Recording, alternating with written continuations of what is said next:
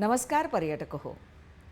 2013च्या जूनमध्ये पर्यटन उद्योगाच्या क्षितिजावरती एक झळाळता तारा उदयाला आला, तो म्हणजे वीणा वर्ल्ड. आणि अवघ्या 6 महिन्यांच्या कालावधीमध्ये 25,000हून अधिक पर्यटक वीणा वर्ल्डच्या या कुटुंबामध्ये समाविष्ट झाले. याचे एक अत्यंत महत्त्वाचं कारण म्हणजे पर्यटन उद्योगाचा तब्बल 30 वर्षाचा जबरदस्त अनुभव असलेलं एक तडफदार आणि कल्पक व्यक्तिमत्व वीणा वर्ल्डच्या मागे आहे. आणि ते व्यक्तिमत्व म्हणजे अर्थातच वीणा पाटील.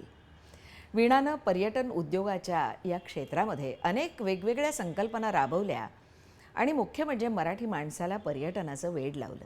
इतकंच नव्हे तर पर्यटकांना उद्बोधक ठरेल, प्रेरक ठरेल, उपयोगी ठरेल आणि तरीही रंजक वाटेल असं चौफेर आणि विपुल असं लेखन तिनं केलेलं आहे.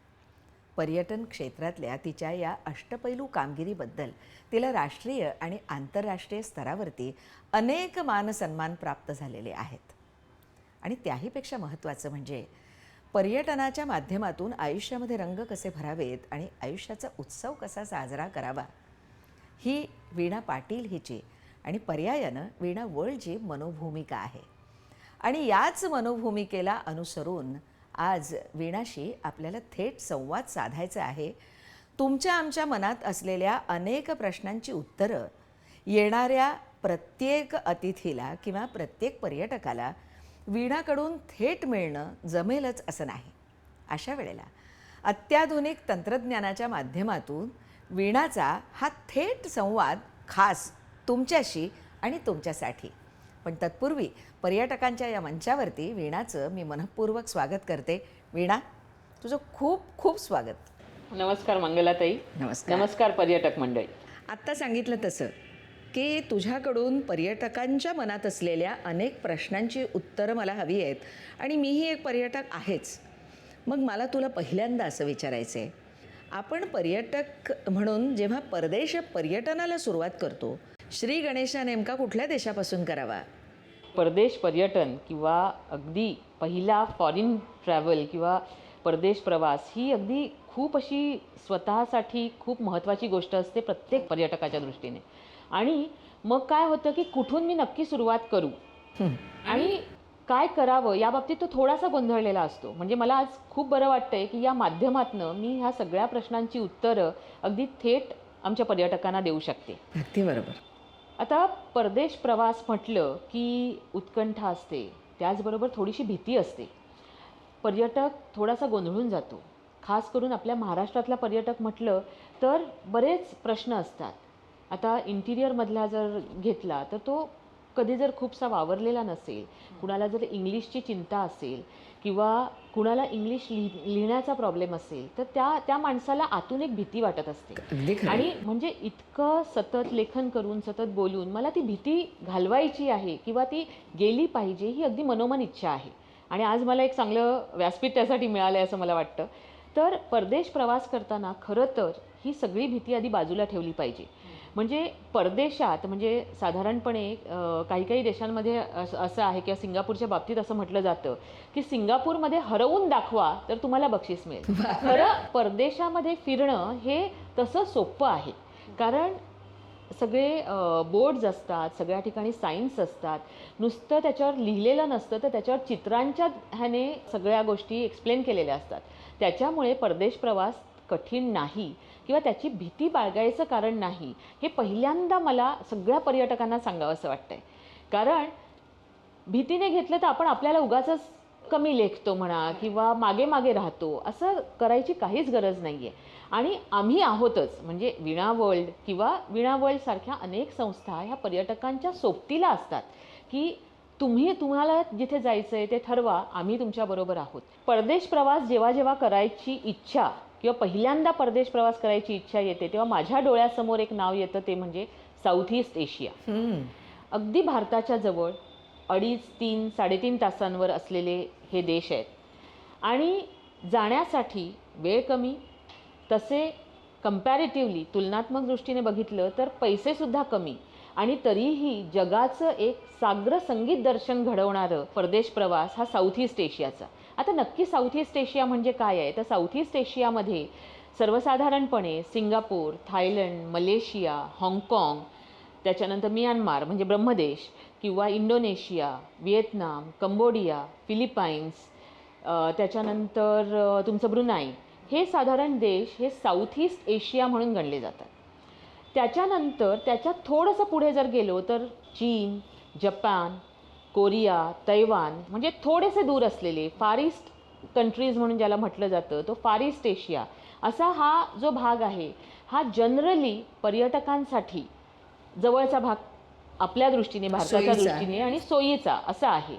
कल्चरमध्ये पण खूप फरक नाही, म्हणजे आपण दुसऱ्या देशात जातोय म्हणजे अगदी काहीतरी सगळंच उलथापालथ असं नाही आहे. तर बरीचशी आपल्यासारखी माणसं आहेत, आपल्यासारखं कल्चर आहे, तीच वॉर्मथ आहे. कारण एशियन कंट्रीज म्हटलं की पहिल्यांदा वॉर्मथ हा एक महत्त्वाचा भाग येतो. अगदी. त्याच्यामुळे आपल्याला गेल्यानंतर खूप दचकून जायला होत नाही, दबून जायला होत नाही. त्याच्यामुळे साऊथ ईस्ट एशियन कंट्रीज हा व्हॅल्यू फॉर मनी या दृष्टीने सुद्धा एक महत्त्वाचा भाग आहे, की जिथे तुम्हाला कमी पैशात, कमी वेळात, कमी दिवसांमध्ये अत्याधुनिक जगाचं तसंच परंपरा किंवा संस्कृती याचंही दर्शन या साऊथ ईस्ट एशियामध्ये खूप चांगलं घडतं.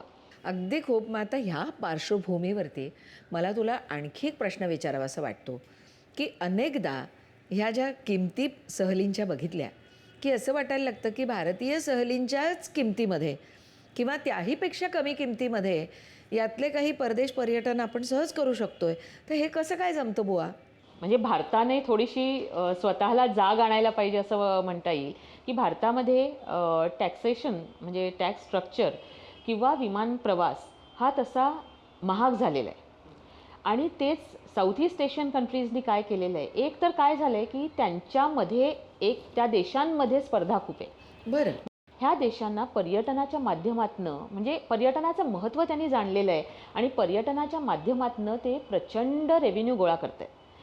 आता काय झालं आहे, त्याच्यामुळे त्यांच्याकडे जाणाऱ्या एअरलाईन्स, त्यांच्याकडे असणारी अट्रॅक्शन्स, ह्या सगळ्या गोष्टी आणि त्यांच्याकडे असलेलं इन्फ्रास्ट्रक्चर, म्हणजे जर तुम्ही प्रत्येक देशाचे पर्यटनाचे आकडे बघितले तर तुमच्या लक्षात येईल की म्हणजे कंपॅरेटिव्हली मी सांगते की आज भारतामध्ये 1.25 लाख पर्यटक येतात. आता भारतासारखा महाकाय देश, त्याच्यानंतर 5,000 वर्षांपूर्वीची परंपरा आपली, ह्या सगळ्याचा विचार करता आपल्याकडे येणारे पर्यटक हे 1.25 कोटी हा त्यांचा नंबर आहे. आता तुलनेने अतिशय लहान म्हणजे सिंगापूर म्हटला तर मुंबईपेक्षा थोडासा मोठा, अगदी खरं आहे. म्हणजे अगदी छोटा देश आणि मुंबई शहरापेक्षा मोठा असा हा देश आहे. पण ह्याच्यात वर्षाला 1.5 कोटी पर्यटक येतात. तेच तुम्ही मलेशियामध्ये गेलात तर मलेशियामध्ये 2.5 कोटी पर्यटक वर्षाला येतात. बापरे. आणि हाँगकाँगमध्ये हीच संख्या 5 ते 6 कोटींच्या दरम्यान आहे. आता हाँगकाँग तर त्याच्यापेक्षा लहान आहे, एका सुळक्यावर असा उभारलेला तो देश आहे. पण पर्यटकांची संख्या बघा. आता ही ज्यावेळी आपण बघतो तेव्हा आपल्या लक्षात येतं की एवढे पर्यटक ज्यावेळी ते वर्षाला केटर करतायत त्यावेळी त्यांच्या देशाचं इन्फ्रास्ट्रक्चर केवढं असेल आणि केवढ्या मोठ्या प्रमाणात त्यांनी ते विकसित केलेलं आहे. एवढ्या टुरिस्टना वर्षानुवर्ष अट्रॅक्ट करणं आणि त्याच्यात दरवर्षी 8 ते 15% एवढी वाढ करणं हे त्यांचं उद्दिष्ट आहे. आणि हे उद्दिष्ट कसं आहे तर ते नुसतं होत नाही की आम्हाला वाढ करायची म्हणून होत नाही, तर त्याच्यासाठी त्यांनी वेगवेगळ्या गोष्टी निर्माण केल्या आहेत आणि ते सतत निर्माण करत आहेत. म्हणजे तुम्हाला एक उदाहरण सांगते की सिंगापूर आणि मलेशिया, म्हणजे मलेशिया सिंगापूरला पिण्याचं पाणी पुरवतं, पण तेवढीच त्या देशामध्ये दोघांमध्ये टुरिझमच्या बाबतीत मोठी कॉम्पिटिशन आहे. आता ही कॉम्पिटिशन कशी आहे तर कन्स्ट्रक्टिव्ह कॉम्पिटिशन आहे. मलेशियाने जर आज काही निर्माण केलं तर सिंगापूर म्हणतं मी त्याच्यापेक्षा आणखी चांगलं काहीतरी करेन. आणि ह्याचा फायदा ह्या त्यांच्या देशाला होतोय आणि येणाऱ्या पर्यटकाला होतोय. कारण पर्यटकाला आजच्या त्याच्या जीवनाची पेस बघता त्याला रोज नवीन काही हवं आहे. आज आपल्याला त्याच गोष्टी नको आहेत आणि त्याच्यासाठी सिंगापूरमध्ये सेंटोसा आयलंडवर एक शो होता, म्युझिकल फाउंटन शो. त्यांनी तो शो काही वर्षांपूर्वी संपूर्ण काढून टाकला आणि बदलत्या जगानुसार तिथे लेझर शो आणला. आता त्या लेझर शोमध्ये सुद्धा ते काहीतरी वेगळा बदल घडवून आणत आहेत. सो ह्या ज्या गोष्टी आहेत ना, हा प्रत्येक देश हे करतोय. म्हणजे सिंगापूरमध्ये तुम्ही जर बघितलं तर तुम्ही 5 वर्षांपूर्वी जर सिंगापूरला गेला असाल तर 5 वर्षांपूर्वीचं सिंगापूर आणि आजचं सिंगापूर म्हणजे 2010 नंतर सिंगापूर टोटली बदललेलं आहे. खरं आहे. आणि हे बदल कसे घडत आहेत म्हणजे आज 2010मध्ये त्यांनी एकाच वेळी युनिव्हर्सल स्टुडिओज तिथे आणले. हो. प्रचंड मोठं रिसॉर्ट वर्ल्ड त्या ठिकाणी त्यांनी आणलं. मरीना बे सारखं एक अतिशय सुंदर वेगळं अट्रॅक्शन त्यांनी त्या ठिकाणी आणलं. तिथे वेगळं. नेचर पार्क पण आता त्यांनी गार्डन्स बाय द बे असं अतिशय सुंदर नेचर पार्क बनवलं. ह्या एवढ्याशा देशांमध्ये म्हणजे त्या देशाला आवडच आहे की जगात जे काही आहे त्याच्यापेक्षा सुंदर आणि त्याच्यापेक्षा वेगळं काहीतरी बनवायचं. आणि त्यांनी मग 96च्या दरम्यान त्यांनी नाईट सफारी आणलं. जगामध्ये सगळीकडे डे सफारीज आहेत, ह्यांनी नाईट सफारी आणलं. सो हा जो एक इनोव्हेटिव्हनेस आहे किंवा हा ह्या देशांना पुढे ठेवतोय.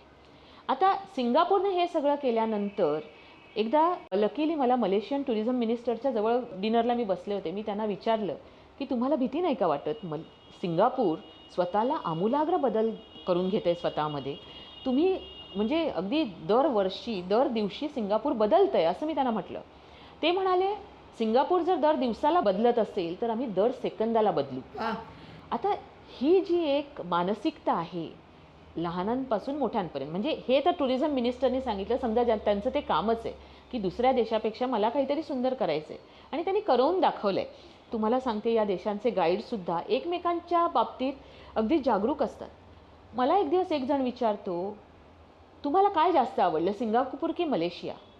तर मी म्हटलं का असं तू विचारतोय? नाही आम्हाला बघायचं आहे की आमच्यापेक्षा जास्त टुरिस्ट त्या देशात जात आहेत का. सो ही जी एक कन्स्ट्रक्टिव्ह कॉम्पिटिशन आहे किंवा त्याच्याकडे जर पर्यटक जात असतील तर मी ते खेचायचा नाही प्रयत्न करत आहे, मी माझ्याकडे असं काहीतरी निर्माण करतोय की ज्याच्यामुळे तो पर्यटक पुन्हा येईल. फार चांगलं आहे. आज सिंगापूरने त्यांच्याकडे दुसऱ्यांदा येणाऱ्या पर्यटकांची संख्या वाढवलेली आहे. म्हणजे एक माणूस जर एका ठिकाणी दोनदा गेला आणि जगातली अशी अनेक माणसं जर त्यांच्याकडे दोनदा आली तर त्यांचा रेव्हेन्यू किती वाढतो बघा. अगदी खरं आहे. सो ह्या ज्या गोष्टी आहेत हे शेजारचे देश करत आहेत आणि त्याच्यामुळे त्यांच्याकडे जाणाऱ्या पर्यटकांचा ओघ वाढतोय. आता त्यांच्याकडे एवढे पर्यटक का जात आहेत तर त्यांच्याकडे प्रचंड प्रमाणात त्यांनी हॉटेल्स निर्माण केली. आता एवढी हॉटेल्स निर्माण केल्यामुळे निश्चितपणे त्याच्यात स्पर्धा निर्माण झाली. म्हणजे आज थायलंडमध्ये अतिशय सुंदर खूप मोठी म्हणजे एकेका हॉटेलमध्ये 500 पासून 1000 किंवा 1500 पर्यंत रूम्स असलेली हॉटेल्स त्यांनी निर्माण केली. एवढी हॉटेलची इन्व्हेंटरी निर्माण केल्यानंतर निश्चितपणे कॉम्पिटिशन निर्माण झाली. कॉम्पिटिशनमुळे त्या हॉटेलचे रेट्स हे कमी झाले. अगदी बरोबर. आणि हे कमी झाल्यामुळे त्यांच्याकडे तुम्हाला 5 स्टार दर्जाची म्हणजे पंचतारांकित सगळ्या सुखसोयी असलेली हॉटेल्स ही तुम्हाला आपल्याकडच्या साध्या हॉटेलच्या किमतीत मिळतात. वा. आता त्याच्यामुळे काय झालं, तुमची लँड कॉस्ट कमी झाली. लँड कॉस्ट कमी झाली. परत त्यांच्या देशातनं, मलेशियामधनं, सिंगापूरमधनं सगळीकडनं आपल्याकडे विमानं येतात, त्यांच्या देशाची प्लस आपल्या देशाची. आता ही सगळी म्हणजे तो जो ॲक्सेस आहे त्या देशाचा, ती ॲक्सेसिबिलिटी वाढल्यामुळे ॲक्च्युली आपल्याला विमानाचं फेअरसुद्धा कमीमध्ये मिळायला लागलं. कारण तिथेही कॉम्पिटिशन सुरू झाली. जे मी मगाशी हॉटेल्सचं सांगितलं तेच विमानाच्या ह्याच्यात झालं आणि तिथे आपल्याला कमी पैशांमध्ये आपल्याला विमान प्रवास उपलब्ध झाला. म्हणजे आज तुम्हाला मी सांगू शकेन की आज जर तुम्ही उन्हाळ्याच्या दिवसांमध्ये जर तुम्ही दिल्लीचं भाडं बघितलं किंवा क्रिसमसमध्ये गोव्याचं भाडं बघितलं किंवा तुम्ही आत्ता येणाऱ्या मे महिन्यामध्ये श्रीनगरचं भाडं बघितलं तर हे नुसतं विमानाचं तिकीट 50,000च्या वर जाणार आहे. सो मुंबई श्रीनगर मुंबई हा विमान प्रवासासाठी फक्त 50,000 खर्च करावे लागत आहेत. तिथे आम्ही तुम्हाला 40 ते 45,000 6 दिवसांची थायलंडची सहल ही संपूर्ण सुखसोयींनी सर्वसमाविष्ट अशी देतो. आता ज्यावेळी ऑल इन्क्लुझिव्ह सहल ही 40 आणि 45,000 आम्ही देतोय आणि ती पण एवढ्या सुखसोयींनी सुसज्ज असेल, त्यावेळी जर इथे विमान प्रवासाला एवढे पैसे लागले तर ही आपल्या दृष्टीने चिंतेची बाब आहे की भारतातला पर्यटक हा निश्चितपणे बाहेरच्या देशात जाऊ शकतो. सो कॉम्पिटिशन, सतत टुरिझमच्या नकाशावर पुढे राहण्याची वृत्ती किंवा तशी दूरदृष्टी, ह्या सगळ्यांमुळे आज साऊथ ईस्ट एशिया हा जगामध्ये. आणि दुसरं आणखी एक महत्त्वाचं कारण मला एक आत्ता सांगावंसं वाटतं ते म्हणजे हॉस्पिटॅलिटी. या देशांकडे आदब जी म्हणतात ना किंवा त्यातला एक जो खानदानीपणा आहे तो सगळ्या माणसांमध्ये अगदी भिनलेला आहे. म्हणजे तुम्हाला गेल्यानंतर तुम्हाला तिथले गाईड्स तुम्हाला तिथली हॉटेलमधली लोकं हे तुमचं वेलकम इतक्या छान तऱ्हेने करतात की आपल्याला कुठेतरी असं वर आल्यासारखं वाटतं. आणि हे जे ते त्यांच्यात जे भिनलेलं आहे, ज्याचा आपल्याला खूप म्हणजे आपण तिथे गेल्यानंतर असं सुखावून जातो त्या सगळ्या आतिथ्याने म्हणा. म्हणजे अतिथी देवो भव हे जे आपण म्हणतो ते आपल्याला तिथे जास्त प्रमाणावर जास्त चांगल्या तऱ्हेने अनुभवायला मिळतं. आणि त्यासाठी नुसती टॅगलाईन नाही आहे, तर ते प्रत्येकजण ते मनापासून तसं वागतो. आणि ते वागणं फार महत्त्वाचं आहे, ज्याच्यातनं आपण शिकणं महत्त्वाचं आहे. आणि परत त्या देशाने अनेक अट्रॅक्शन्स निर्माण केली. थायलंडने म्हणा, हाँगकाँगने म्हणा, सिंगापूरने म्हणा, मलेशियाने म्हणा. आणि ही अट्रॅक्शन्स निर्माण केल्यामुळे पर्यटक तिथे जायला लागले. आणि पर्यटन असं आहे ना, म्हणजे आमच्या बिझनेसमध्ये आम्ही म्हणतो की तुम्ही कितीही जाहिरात केली ना, तरी तुमच्याबरोबर जाऊन आलेला पर्यटक काय बोलतोय ह्याच्यावर तुमची कंपनी पुढे जात असते, तसंच ह्याच्यावर ते पर्यटन स्थळ पुढे जात असतं. आणि हे जे जाऊन आलेल्या पर्यटकांनी केलेली जी वाहवा आहे ती या देशांच्या बाबतीत खूप मोठी आहे. म्हणजे मी जाऊन आले तर म्हणते थायलंड खूप छान आहे, मी माझ्या मैत्रिणींना सांगते, मी माझ्या आजूबाजूच्या लोकांना सांगते की सिंगापूर खूप छान आहे, हाँगकाँग खूप छान आहे. हे सांगितल्यानंतर त्या माणसाला सुद्धा वाटायला लागतं मी पण माझ्या आयुष्यात एकदा तरी जायला हवं. आणि हे जे आहे एकमेकांकडनं एकमेकांना जे सांगणं आहे किंवा ज्याला गुड माउथ पब्लिसिटी म्हणतात किंवा गुड वर्ड ऑफ माउथ म्हणतात, ह्या गोष्टी पर्यटन वाढवत असतात. आणि ते साऊथ ईस्ट एशियाने पक्क जाणलेलं आहे. आणि आज त्यांच्याकडे जाणारा पर्यटक आपल्या भारतामधनं सुद्धा हा मोठ्या प्रमाणावर आहे. तरीसुद्धा भारतामधनं तिथे जाणारा पर्यटक हा 10% आहे बरं का अरे वा. त्यांच्या पर्यटन विश्वाच्या दृष्टीने. म्हणजे त्यांच्याकडे वर्षभरातनं जे पर्यटक येतात त्याच्यात आपण साधारण 10% इतके आहोत. आणि जर भारताची आपण लोकसंख्या बघितली तर त्यांच्या दृष्टीने किती मोठं पोटेन्शियल ओपन आहे बघा. अगदी खरंय. आणि ते या दृष्टीने खूप प्रयत्न करत आहेत. वीणा, म्हणजे परदेश पर्यटनाचा श्री गणेशा हा साऊथ ईस्ट एशियन देशांपासून का करावा ह्याचं इतकं सुंदर उत्तर तुझ्याकडनं मिळालेलं आहे.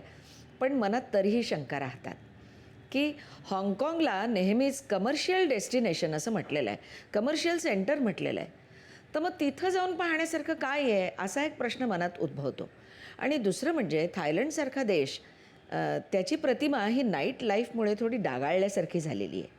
मग अशा ठिकाणी सहकुटुंब पर्यटन करावं का असाही एक प्रश्न उद्भवतो. तुझं काय म्हणणं आहे? हो, तुम्ही म्हणताय ते बरोबर आहे की हाँगकाँग हे तसं कम्प्लिटली कमर्शियल शहर, हां. म्हणजे कॉन्फरन्सेस, एक्झिबिशन्स ह्या सगळ्यांसाठी हे प्रसिद्ध शहर. आता हाँगकाँगमध्ये जे मगाशी मी म्हटलं त्याप्रमाणे 5 ते 6 कोटीच्या दरम्यान पर्यटक दरवर्षी येतात. ह्याच्यातले जास्तीत जास्त पर्यटक जर कुठून येत असतील तर ते आहेत मेनलँड चायनामधनं. बरं. हाँगकाँग पूर्वी ब्रिटिशांचा भाग होतं, ब्रिटिशांकडे होतं, त्याच्यानंतर त्यांना ते द्यावं लागलं चायनाला. आणि आता तो चायनाचा भाग झालेला आहे. आता हे मेनलँड चायना म्हणजे चायना प्रचंड मोठा आहे. आणि तिथून येणारा पर्यटक हाँगकाँगमध्ये जर यायचं म्हटलं तर मोठ्या संख्येने येत असतो. आता हे काय करतात म्हणजे देश कसा विचार करतो किंवा एखादी सिटी कसा विचार करते, ज्या ज्यावेळी कॉन्फरन्सेस असतात किंवा ज्या ज्यावेळी ही एक्झिबिशन्स असतात किंवा ज्या ज्यावेळी परदेशी पर्यटकांचा म्हणजे युरोपमधनं म्हणा, अमेरिकेमधनं म्हणा, म्हणजे त्यांच्या सुट्ट्या जेव्हा असतात किंवा भारतातल्या सुट्ट्या जेव्हा असतात तेव्हा नॅचरली इथून जाणारा पर्यटक तिथे जास्त असतो. बरोबर आहे. त्यावेळी काय केलं जातं तर त्यावेळी मेनलँड चायनामधनं येणाऱ्या पर्यटकांवर रिस्ट्रिक्शन लावलं जातं. म्हणजे ज्यावेळी परदेशी पर्यटक तुमच्या देशाला पर्यटनाच्या माध्यमातून उत्पन्न देतोय आणि त्या पर्यटकांमुळे सगळं हॉटेल्स आणि सगळ्यांना जर उत्पन्न मिळत असेल तर त्यावेळी त्यांनी इथून येणारा फ्लो हा रिस्ट्रिक्ट केलेला आहे. बरं. त्याच्यामुळे काय होतं की परदेशातून येणाऱ्या पर्यटकांना व्यवस्थित त्या ठिकाणी हे मिळतं. म्हणजे हाँगकाँग तसं स्वस्त नाही आहे निश्चितपणे, पण तरीही त्यांनी, कारण मेनलँड चायना आणि परदेशातनं सगळीकडनं जर पर्यटक आले तर त्यांना पुरेसं इन्फ्रास्ट्रक्चर नाही आहे, कारण अतिशय छोटासं शहर आहे. तर त्याच्यामुळे त्यांनी हा फ्लोसुद्धा रिस्ट्रिक्ट केलेला आहे. मग ज्या ज्यावेळी त्यांचा स्लॅक पिरियड येतो, ज्यावेळी कॉन्फरन्सेस नसतात त्यावेळी परत एकदा विजा इश्यू केला जातो मेनलँड चायनामधल्या पर्यटकांना आणि मग त्याने ते भरतं. म्हणजे वर्षभर एक बिझनेस कंटिन्युटी ह्या संपूर्ण शहराला त्याच्या इन्फ्रास्ट्रक्चरला मिळत राहते. क्या बात आहे. म्हणजे किती मला अतिशय आवडलेली गोष्ट आहे ही, कशा दृष्टीने एखाद्या देशाने पर्यटनाच्या बाबतीत विचार करावा आणि ज्याच्यामुळे सगळ्यांचं सगळं काही साध्य होतं. हॉटेल्सना बिझनेस मिळतो, पर्यटकांना गर्दीपासून थोडंसं हे व्हायला होतं. म्हणजे डिमांड ही त्यांनी बरोबर सिंक्रोनाइज केल्यामुळे रेट्स आवाक्यात राहतात आणि सगळ्यांचं भलं होतं. आता हाँगकाँगमध्ये म्हटलं तर इतकी अट्रॅक्शन्स आहेत त्या एवढ्या छोट्याशा जागेमध्ये. एक तर पहिल्यांदा हाँगकाँगची स्कायलाईन जी आहे ती अगदी जगात फेमस आहे. वा. म्हणजे तिथे संध्याकाळी होणारा शो, तिथलं लाईटिंग वगैरे हे आकर्षण इतकं छान आहे ना की लोक त्याच्यासाठी वाट बघतात. बरं. त्याच्यानंतर त्यांनी पार्क्स निर्माण केलेली आहेत की म्हणजे ओशन पार्क आहे त्यांच्याकडे, त्याच्यानंतर त्यांच्याकडे त्यांनी मॅडम टुसाड्स बनवलेलं आहे आणि सगळ्यात महत्त्वाचं म्हणजे त्या छोट्याशा शहरात त्यातल्या छोट्याशा जागेत डिझनीलँड आहे. म्हणजे डिझनीलँड एखाद्या देशात असणं हे देशाचं भाग्य असतं. अगदी खरं. म्हणजे अमेरिकेत जेव्हा पहिल्यांदा लॉस एंजेलिसला झालं, त्याच्यानंतर ओर्लँडोला झालं, त्याच्यानंतर युरोपमध्ये डिझनीलँड आलं, जपानमध्ये डिझनीलँड आहे आणि हाँगकाँगसारख्या त्या छोट्याशा भागात सुद्धा डिझनीलँड आहे. त्याचं कारणच येणारे पर्यटक खूप मोठ्या संख्येने आहेत आणि येणारा पर्यटक मॅच्युअर आहे. बरोबर. त्याला हे पार्कमध्ये कसं वागायचं हे सुद्धा बरोबर माहिती आहे. तर या सगळ्या ज्या गोष्टी आहेत, त्यांची ट्रॅडिशनल बोट आहे, म्हणजे ज्या ज्या जुन्या गोष्टीसुद्धा आहेत त्यासुद्धा त्यांनी जपलेल्या आहेत. त्याच्यामुळे हाँगकाँगमध्ये फिरताना कधीही कंटाळा येत नाही. आणि आता त्यांनी काय केलं आहे की हाँगकाँगच्याच बाजूला त्यांनी शेंजेन तयार केलं आहे. आता शेंजेनमध्ये काय आहे तर शेंजेनमध्ये तुम्हाला अतिशय सुंदर 2 पार्क्स आहेत. एक O2 पार्क आहे आणि एक विंडोज ऑफ द वर्ल्ड आहे. म्हणजे विंडोज ऑफ द वर्ल्डमध्ये तुम्हाला जगातले सगळे मॉन्युमेंट्स आहेत. एक अतिशय सुंदर इव्हनिंग शो त्यांच्याकडे असतो आणि बघताना सुद्धा सगळ्या जगात फिरल्याचा एक भास होतो. त्याच्यानंतर त्यांनी ट्रेडिशनल सेरेमनी काही निर्माण केलेले आहेत आणि सगळ्यात महत्त्वाचं म्हणजे या शेंजेनमध्ये अतिशय कमी पैशांमध्ये तुम्हाला खूप शॉपिंग उपलब्ध आहे. वा. आणि त्याच्यात सुद्धा बऱ्याचदा त्यांनी ब्रँडेड शॉपिंग किंवा त्याच्या चांगल्या कॉपीज ह्या त्या ठिकाणी त्यांनी अगदी उपलब्ध करून दिलेल्या आहेत. सो लोकांना काय लागतं तर त्यांना चांगलं साईटसीइंग आणि त्याच्यानंतर शॉपिंग. बाकी त्यांच्याकडे हॉटेल्स, रेस्टॉरंट्स हे सगळं इन्फ्रास्ट्रक्चर आहेच. म्हणजे त्याची आपल्याला काळजी करायची गरज नाही. सो हे एक तिथे निर्माण झालं आहे. म्हणजे एका साईडला शेंजेन आहे तर दुसऱ्या साईडला त्यांच्याकडे मकाव आहे.